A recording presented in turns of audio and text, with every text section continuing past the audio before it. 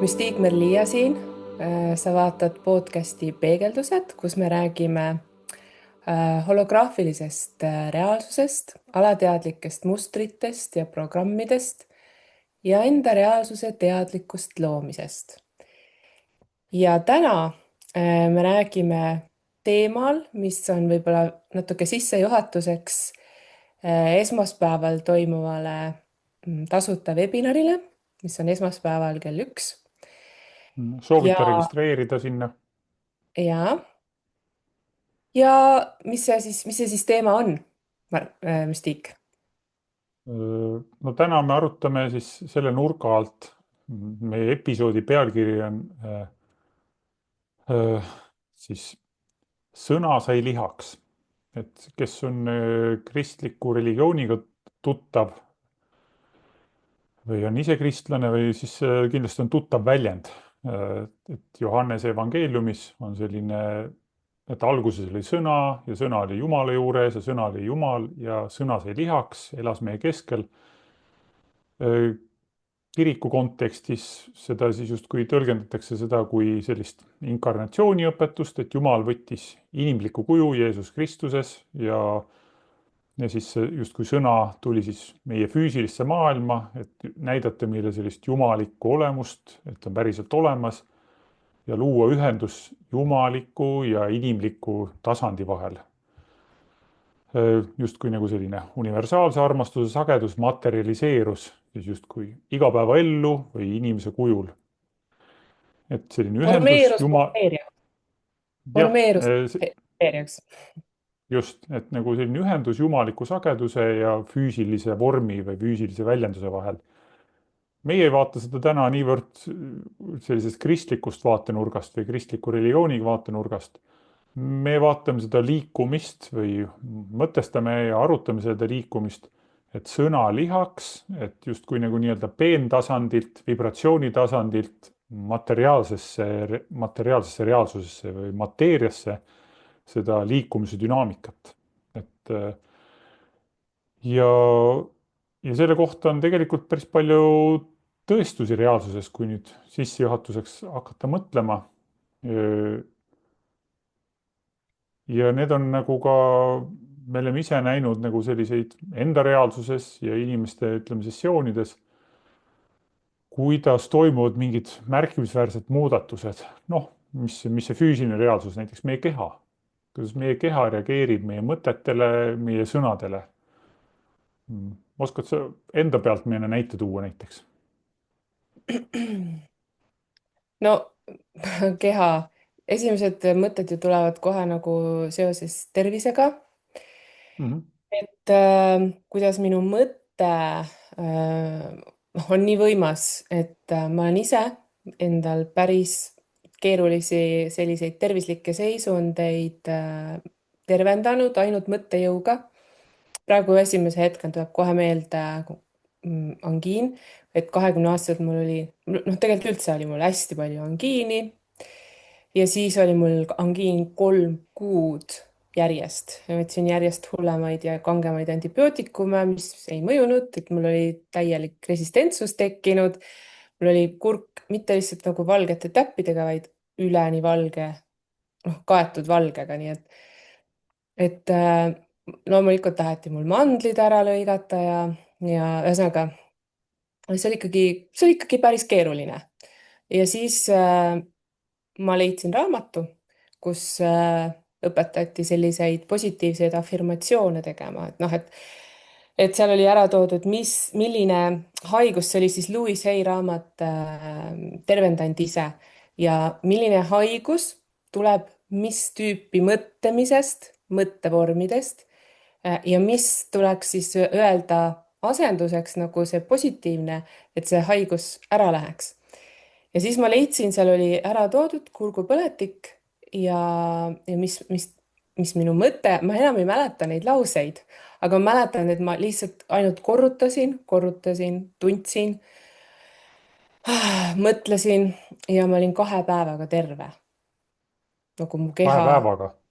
tervenes 2 päeva. No ma tegin teed ka, ma tegin kummeli, kummel ja saialile teed ka.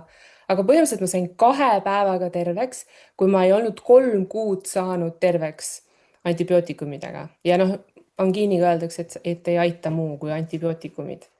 no et ainult. ühesõnaga sinu juhtum, noh, näitas nagu justkui seda, et niikaua kui sa lootsid, et väljastpoolt keegi teeb sind terveks, justkui sinu siis alateadvus või sisemaailm nagu saboteeris seda ja sellel hetkel, kui sa lõid justkui sellise dialoogi või teadliku dialoogi enda nagu sisemaailmaga, siis toimus tervenemine päris kiiresti.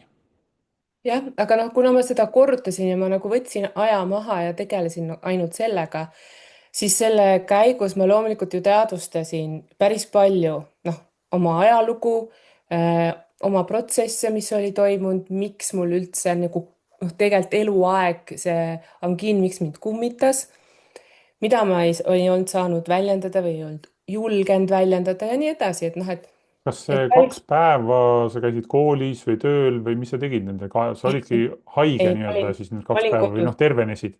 Jah, ma olin kodus, ma tervenesin. Tol ajal ma õppisin Muusikaakadeemias, ja käisin tööl ka. Nii et ma võtsin nagu kõigest aja maha ja lihtsalt istusin päevad läbi voodis siis need 2 päeva. Tegin teed vahepeal ja jälle läksin korrutama neid lauseid.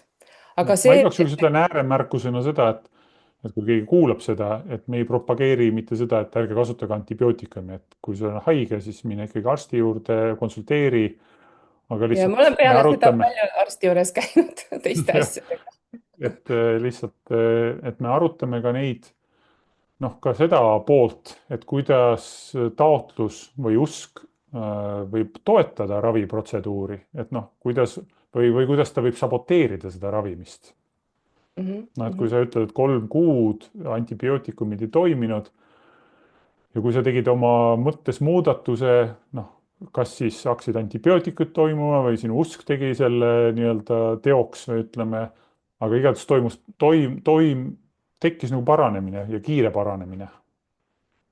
Jah, et see oli nagu, ma olin ise ka lihtsalt täiesti hämmastuses, et noh, sest et see oli, noh, muidu on ikka öeldakse, et sa pead uskuma sellesse, aga noh, ma nagu ei mäleta, et ma nii hullult oleks seda usku sinna pannud, vaid ma lihtsalt nagu mõtlesin, mul pole midagi kaotada, ma lihtsalt katsetan ja proovin. Et aga noh, ma ka ei saboteerinud, et noh, et nagu, et Mhm. vaevalt, et see mõjub, ma ka nagu ei mõelnud niimoodi. Aga lihtsalt mul on tegid. pärast seda veel mitmeid selliseid tervisehädasid, noh, kui on tulnud, ikkagi ma olen suutnud noh, ikkagi mõttejõuga või nagu praegu ma tean protsesse, kuidas mu mõte täpselt mu keha mõjutab ja et see ei ole nagu mingi usu küsimus tegelikult, vaid et see on seda on nii palju uuritud, aga lihtsalt sellest nagu, noh, vahel on niimoodi, et üks info on siin ja info on siin, aga kuidagi ei panda neid kokku. et praegu lihtsalt ma olen võib-olla oma jaoks, enda jaoks mingisugused infokillud kokku pannud ja nüüd ma saan aru, et tegelikult teadlased on nii palju juba uurinud seda, kuidas meie mõte mõjutab meie keha. no seda on ju, seda ju peavoolumeditsiin tunnistab, et stress mõjutab meie tervist, see on juba vastu võetud justkui sellise üldteada nagu faktina, et noh, et ahah, stress võib tekitada tervisehädasid, et ta ei ole lihtsalt noh, ainult nagu, kuidas öelda siis, vaimne mingi selline anomaalia, kui inimesel on stress, vaid et ta noh, pikaaegne stress mõjutab, ma ei tea, südant ja noh, igasuguseid füsioloogilisi protsesse mõjutab. et see on nagu aktsepteeritud fakt, aga nüüd, kui siis nagu juurde mõelda siia, et aga mis siis kuidas me oma stressi saame hallata ja mida me tõlgendame stressiks ja kust see tarkus meil tuleb, et noh, see on stress ja see ei ole stress, sest me vaatame, et inimesed reageerivad sarnastele olukordadele, sarnastele sündmustele enda elus erinevalt. üks tõlgendab selle stressiks, teine vaatab, et ah, see polnud midagi, on ju, täpselt sama sündmus ja liigub edasi ja teise jaoks on see selline stress, et võtab noh, täitsa jalust maha ja ei suuda enam-vähem voodis pikali, justkui sama sündmuse peale. et siis võiks nagu mõelda, et kas see sündmus ise tähendab kohe automaatselt, et see sündmus võrdub nii palju protsenti stressi, kui igaüks tõlgendab iga inimese teadvus seda täiesti nagu erinevalt. no ongi, et seal hakkavad need mudelid mängima, et millised alateadlikud mudelid kellelgi on, et kuidas meie mõte, nagu võib-olla tunne ka, kuidas need reageerivad nendele olukordadele. Sest noh, tegelikult kui me räägime, kuidas mõte mõjutab keha, siis noh, näiteks, et kui sa mõtled, siis aju kogu aeg, aju need sünapsid omavahel nagu interakteeruvad. Iga mõttega tekib uus juhtetee ja mõnikord on või niimoodi, et kinnitab, või kinnitab mingi endine. jah, või siis mõnikord ka näiteks nagu, et ahah, okei, see ei nagu ei päde, inimene hindab ümber mingid asjad, mingid need ühendused lasevad lahti, et mingid juhteteed nagu vajuvad ära. aga Mhm. et siin vahel nagu nende sünapsite vahel, et mis need infokandjad on, et nii palju, kui mina praegult aru olen saanud, ma loodan, et ma olen õigesti aru saanud, on ikkagi sellised asjad nagu neurotransmitterid ja ja see on juba otseselt seotud, see on hästi keeruline tegelikult, ma veel ise tunnen, et ma tahan seda veel, enne kui ma siin hakkan nagu avalikult rääkima, ma tahan veel seda põhjalikumalt endale selgeks teha. aga ma lihtsalt ainult seda praegult ütlen, et see on nii põnev teema, et kuidas, kui ma mõtlen mingi asja peale nagu järjest ja järjest ja järjest, see kaasab ka emotsioonid ja meil on ja see kaasab kogu su nagu keha kemikaale ehk et mis sa mõtled, see mõjutab nagu seda, millised keemilised ühendid, mismoodi sul kehas hakkavad liikuma. Ja see on juba väga konkreetne kehaline nii-öelda väljund. füüsiline väljund, kuidas sõna sai nagu nii-öelda materiaalse väljenduse. Jaa, sest et meil on veel need sellised asjad nagu noh, need on nagu hormoonid, osad on need neuropeptiidid, et näiteks on selline asi nagu oksüdotsiin, mis on hormoon. Ja mis on nagu, mis öeldakse, et on armastuse hormoon. Ehk siis see tähendab seda, et inimene vajab puudutusi, vajab teiste lähedust ja et on uuritud, et need lapsed, kes on üles kasvanud lastekodus, nendel nagu jääb nagu kogu süsteem nagu niimoodi kitsaks, sest et nendel ei ole seda oksüdatsiooni, seda tootmist. Selleks, et see kehas nii-öelda toodaks ennast, on meil vaja tunda seda, et ma olen aktsepteeritud ja ma olen hinnatud. Mhm. Ja siis on nagu siis see nii-öelda keemiline ühend liigub kehas. Mhm. Ja siis on selline asi nagu on ju, mis kõik teavad ikkagi, on see serotoniin, mida öeldakse nii-öelda siis õnnekemikaaliks, mida aju toodab, mis on selline rahulolu kemikaal. Ja, Mhm. ja need on kõik seotud juba emotsioonide ja tunnetega, kuidas me ennast tunneme. aga kui ma nagu mõtlen pidevalt muremõtteid, siis see halvab ka tegelikult nende keemiliste ühendite minu kehas tootmise.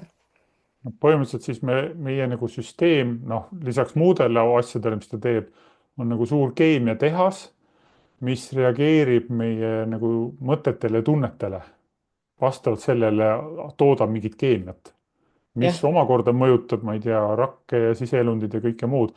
Ma otsisin jutu taustaks Youtube'ist selle, et sa rääkisid juhteteed ajus.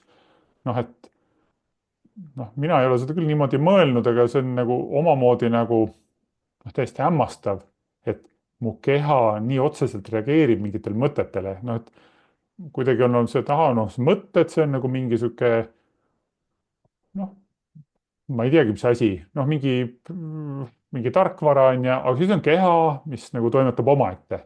noh, et keha on keha, siin lihased ja nahk.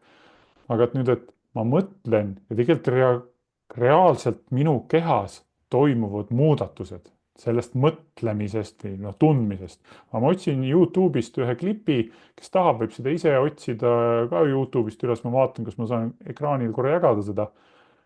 siin see on Youtube'i keskkonnas, lihtsalt panin otsingusse Synapsis connection, et siis, et panen selle korra käima, et siis põhimõtteliselt, kui me mõtleme, siis on siin näha, kuidas on siis neuronid justkui otsivad, no kus ühendust saab või kellega ma ühendun, on ju.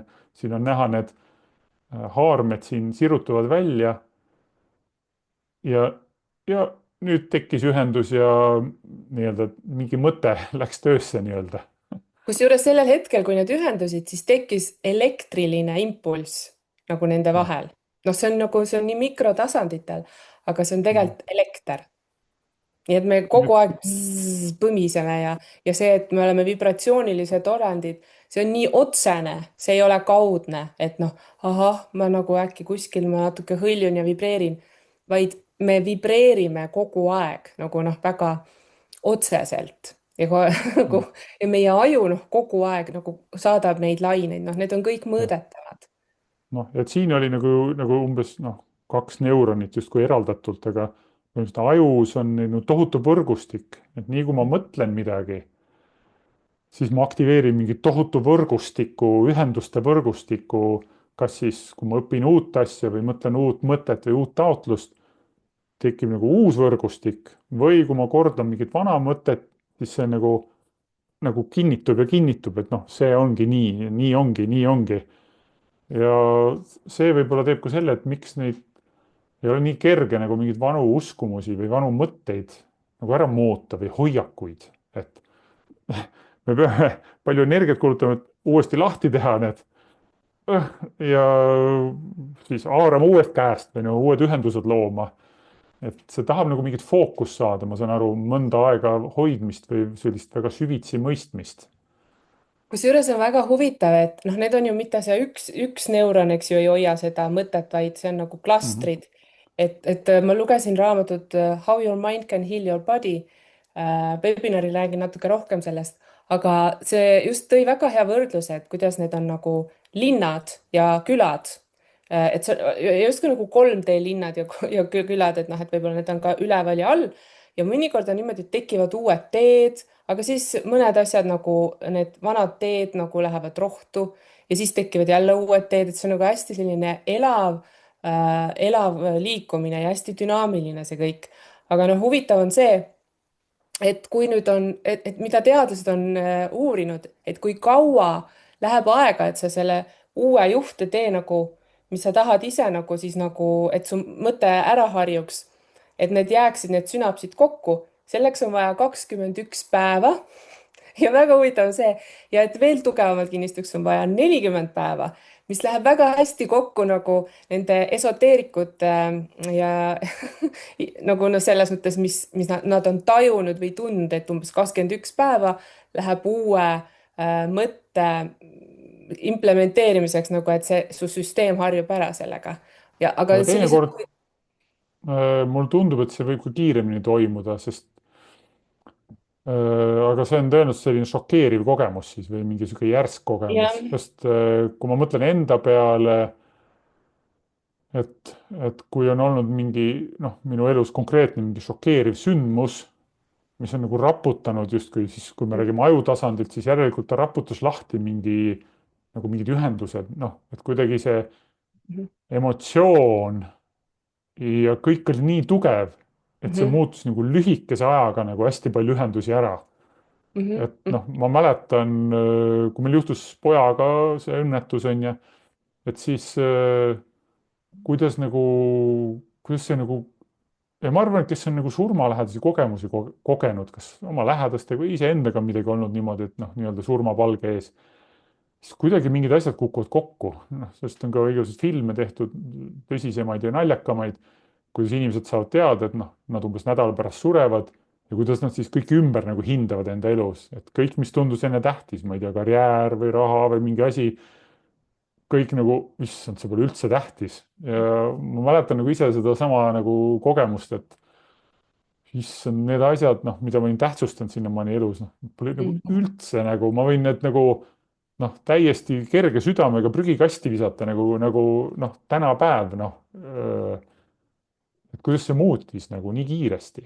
et Mhm. noh, et see ei pea niimoodi šokina muutuma või et noh, Mhm. võib rahulikult teha lõdvestunult, noh, 21 päeva, hoida seda visiooni või mõtet, korrata seda regulaarselt. Mhm. aga võib-olla vaata, asi on selles, et mõnikord me ise ei taha või ei oska mõnedest nendest mõttevormidest nagu lahti lasta, mis meid enam ei toeta. No me ei teagi, et see ikka vorm on, mis on veel hullem, et jah, see vaikselt me ei tea. toimetab ja võib-olla sa ütled mulle, et kuule, vaata, kas sa paned tähele, et sa nagu regulaarselt räägid seda või mõtled nii, Mhm. ma pole midagi tähele pannud või noh, Mhm. alguses Mhm. võib-olla isegi noh, täna ma võib-olla suudan seda infot isegi vastu võtta. vanasti ma oleks ikka kohe vihaseks saanud nagu, et mis soga sa nüüd ajad ja üritad mulle midagi kaela määrida, mingit asja. täna ma siis juba suudan natuke analüüsida ja kaasa mõelda, et äkki tõesti sul on õigus. jah.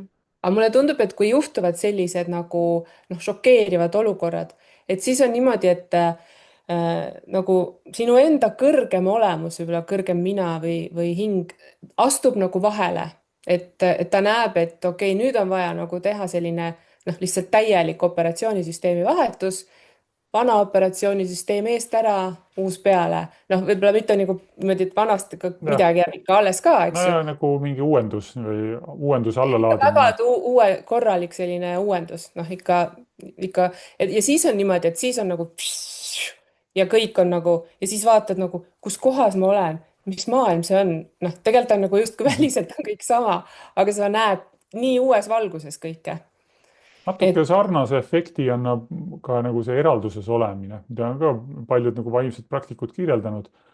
ma mäletan, kui oli see nii-öelda pimeda retriit, kui ma olin nädal aega pimedas ja vaikuses niimoodi täiesti nagu ilma inimkontaktideta, üldse ilma igasuguse informatsioonita. seal samamoodi nagu sealt nagu välja tulles oli selline nagu, et sellist elu ma elan või ahah, siin tehakse niimoodi nagu noh, kuidagi nagu tekkis vahepeal nagu sihuke lahti ühendamine, nagu uue värske pilguga vaatamine. mhm, noh, pärast läks tagasi vanadesse roobastesse, aga no ütleme, mõnda aega oli nagu see pilk nagu mingis mõttes nagu värske. vahepeal oli toimunud nagu mingi sihuke mahalaadumine. aga ma kahtlustan, et siiski olid mõned asjad, mis ei läinud vanasse rööbastesse no tagasi. päris kõik ei läinud jah. ja seal isegi oli ka soovitus, kes seda nagu nii-öelda juhendasid seda protsessi. et kui sa tuled, siis sa oledki nagu natuke nagu ufo oma elus, nagu vaatad, et noh, ahah, selliseid asju on siin tehtud. et siis sul on mõnda aega see on nii-öelda justkui aken avatud, mida sa otsustad siis muuta ja mida sa otsustad samaks jätta, mis sulle tundub, sest siis sa tuled natuke nagu puhtama koha pealt või nii-öelda, et sul ei ole nii palju infot peal või nii palju töötlust samal ajal.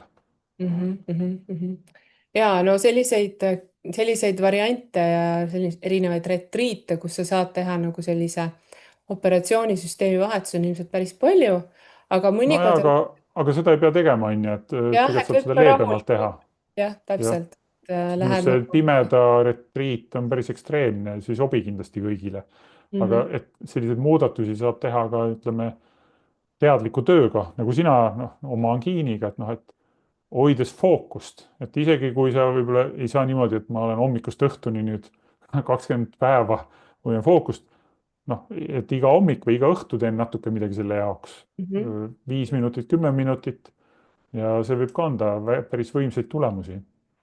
aga see ongi huvitav, et see fookuse hoidmine on, see võib olla nii raske, nagu et ma hoian nagu ühte mõtet 2 minutit.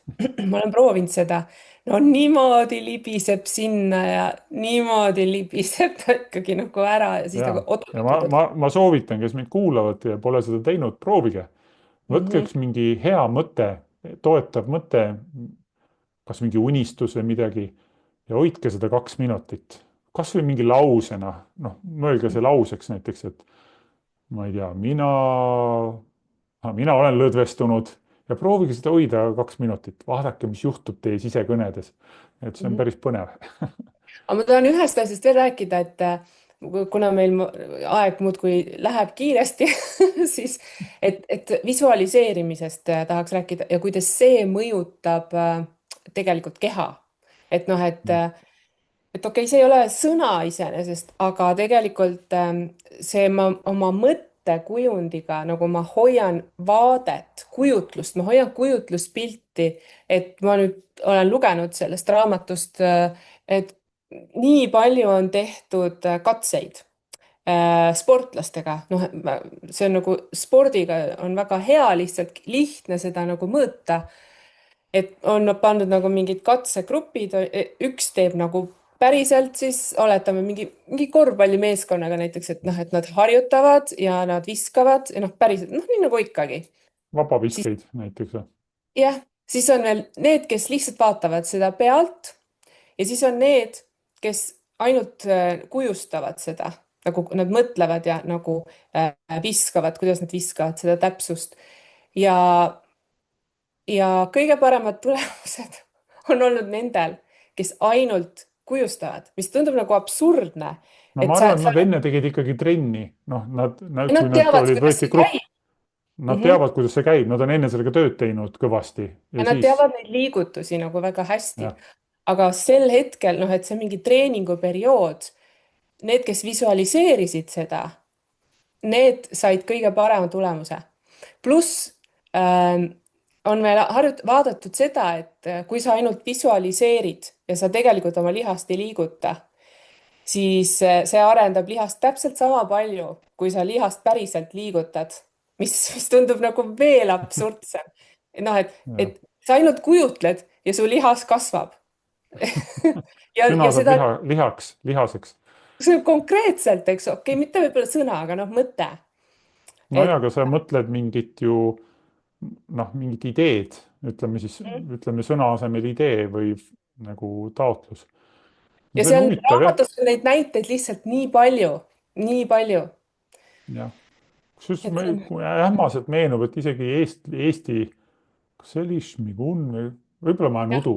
Kunniga oli küll nii, jah. jah, et ka, et ta oli, kui ta võitis medali, et ta tegi enne selle visuaalselt läbi, visualiseerides, noh, ja et võttis mitmeid kordi. ja mitmeid kordi, et noh, ta tegi selle raja nagu mõttes läbi, kuidas ta ennast tunneb seal ja kuidas ta läheb. ja et huvitav oleks tema ja käest seda ta küsida. kujustas ka seda, kuidas ta selle võidab, et ta ja ta jõuab kujustas finišisse korduvalt, esimesena. kas ta sai jah, kulla või sai hõbemedali, ma enam ei mäleta nojah, enam. mis no see, et ta nii palju, igatahes igatahes ta märkimisväärse tulemuse. töötas. jah, et nagu ja no et skeptikud võivad öelda, võib-olla ta oleks seda niikuinii teinud, noh, et võib-olla ta oleks niikuinii selle koha saanud ilma selle visualiseeritud, meil ei ole kahte paralleelset universumit, mida võrrelda, et ühes ta visualiseeris ja teises ei visualiseerinud. aga igal juhul see ei kahjustanud, tundub seda tulemust, et see tema aga enesetunne kindlasti, kui tema käest küsida, läks kindlamaks. aga teised sportlased on ka öelnud, kes on võitnud, et nad on seda kujustanud.